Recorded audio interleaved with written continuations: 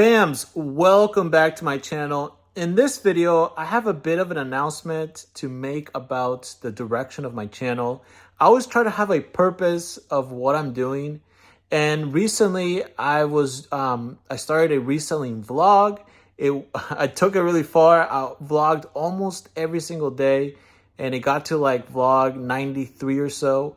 And I was vlogging of my day-to-day reselling, right, on TCG Player, this and that. And in that series, I learned that I could sell $8,600 worth of Pokemon cards on TCG Player, which is crazy.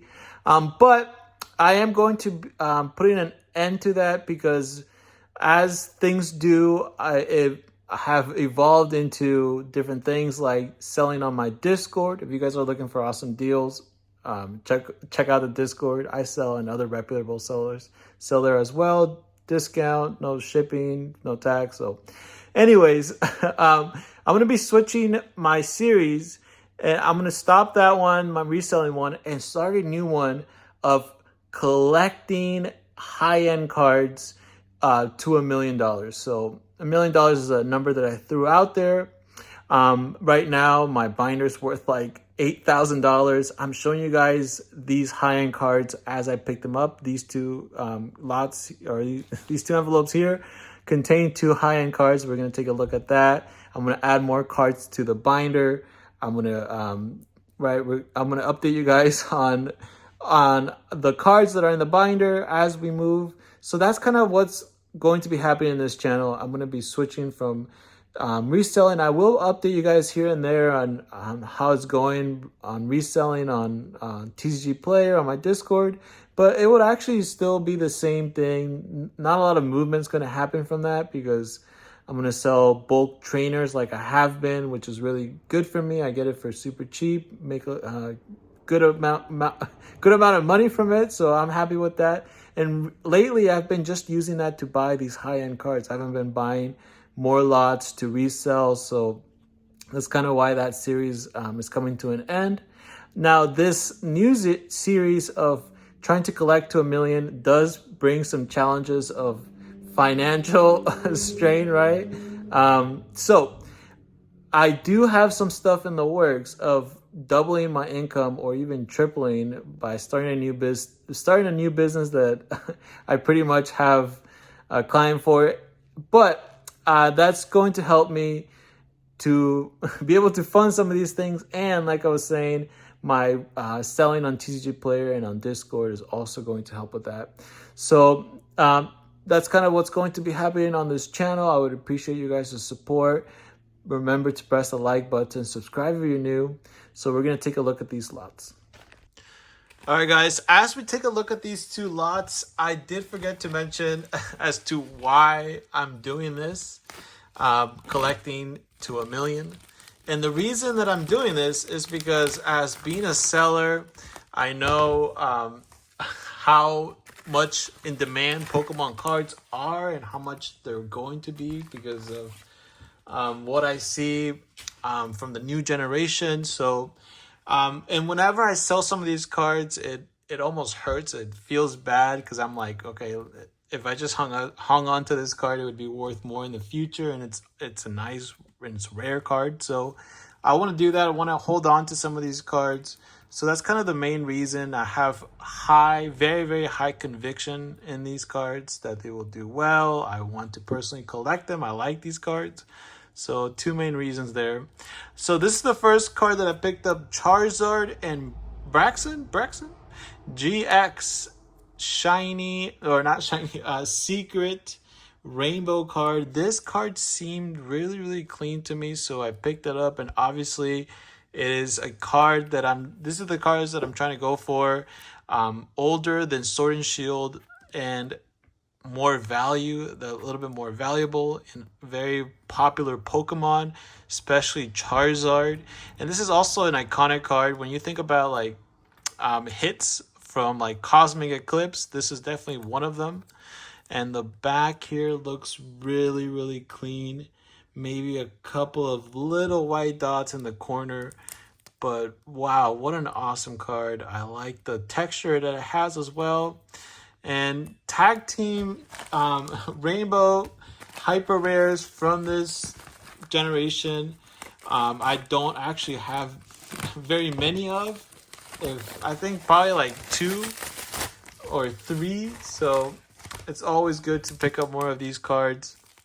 And that's another thing about this time capsule binder, which I'm going to be adding more cards here in a bit, is I'm trying to spread the cards from a lot of different sets. So that way, if modern cards don't do that well, and vintage card or mid-era cards do well, we have a little bit of everything so that we can see what's performing. And then this card here should be an alt art from Sun and Moon. It is. Take a look, fam. The Vileplume alt art. This is from a seller that I've bought before. They definitely didn't put this tape thing before though. This is new. But look at this. Alt art, Cosmic Eclipse, Sun and Moon. And this is really, really clean. The only thing that I'm seeing is this issue here on the center. But besides that, super clean. So this could get a 9. And it looks good for centering. Oh, I didn't see that at the top there either. Wow. Maybe I did not see that at all. But this will be a binder piece. Look at this card, fam. It's very nice. All right, so 2 cards that I've picked up. Older cards that have more value, that are a bit more sought after. I want to know what's going to happen with some of these Sun and Moon alt arts, some of these tag team, more sought after, higher end ones, and this is how we're going to know. So the cards that I'm going to be adding to the time capsule binder this time around is going to be cards from Sword and Shield. We've been adding vintage cards. We've been adding mid-era cards from XY. Some Sun and Moon promos. I've also added in a page that I'm specifically going to be grading, but we're going to keep track of right now until I grade it so that we can compare it as well.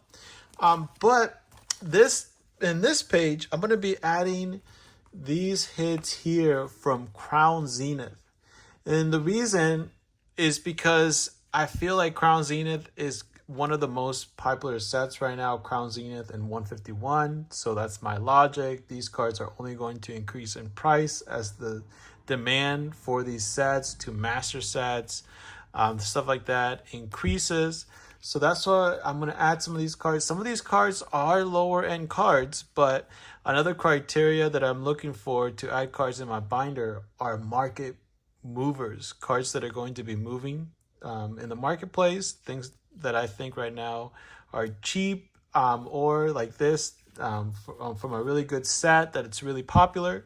So the first card that I'm going to be locking in is the RCS V-Star. Also, another reason why I'm putting these cards in is just because they're so unique, original, different from most of your Pokemon cards. If you just look at them, you will know, right? So I think later on, when collectors look back on these cards, or new collectors get in the hobby, I think these cards will be sought after. So right now, these are market price at $72. I think I actually did pick them up for $75. So I think they actually have been dropping a little bit. However, none of this matters to me because all of these cards are going to be in here long term. So I'm talking about 5 years, 10 years, right? And the next card I'm going to be adding in is the classic Giratina, the most expensive one out of these. I love this card. It has a lot going for it. It also makes it so that you look more closely in the card, the details, stuff like that. And this one is $111. I think this one actually has moved up. I think this was at 100 or so not too long ago. So I'm going to be locking this in. Some of these are going to be graded. Most of them actually, as you guys can see with the G, that means grading. So these are cards that I've specifically picked up to have the option to grade. So Most of them are going to be graded. The only one is this one here, this Palkia. I found something at the very bottom here that makes it so I don't want to grade it, but it's going to be a good binder piece. So I'm going to lock in these Palkia as well. $49 each. I think I did pay $55, so a slight drop in these. I don't have the Dialgas, so I'm going to need to try to get some Dialgas. I think I actually might have bought one in a lot that's coming soon. Another hit from Crown Zenith, Galarian Gallery Suicune, very popular Pokemon, awesome artwork, and it's a gradable copy. We're going to be locking that in. Suicune right now is market valued at $21, so I think that card is only going to increase. And we have some awesome hits. Look at these cards. Just the artwork is phenomenal, and we have textures for all of these. Popular Pokemon, the most popular one, Leafeon, and very cool artwork is also the most expensive one from these three here. So this one I'm going to lock in. Leafeon V-Star, $31. Zoroark V-Star Galarian Gallery. These are all Galarian Galleries. $16, the cheapest one. This card has a lot going for it. I do think it's pretty cool. I love the artwork, but it does have a lot going for it. So it'll be interesting to see. This card here, I feel like it should be an icon for any Darkrai collection. It's a beautiful card. So I'm going to lock this in. $18 for this card. I think it's a steal. So I'm going to add those, and I have been keeping track of the value of every single page. Before this page, the whole value of everything was at $7,395. What I do is, after I lock in a page, I will put then how much that page costs, so that later I can compare it with the from a previous time, right? So right now, this whole binder's $7,839. I expect to be increasing this, but remember, it is more than just value. It's more about what cards I think are going to move in the market as well. All right, fams, that's it for this video. I appreciate if you guys drop a like button. I'm going to keep adding cards to my time capsule binder. That's kind of what I was saying in the beginning here with my new series. So I really appreciate you guys' support, and I hope to see you guys in the next video and also on my Discord. Later.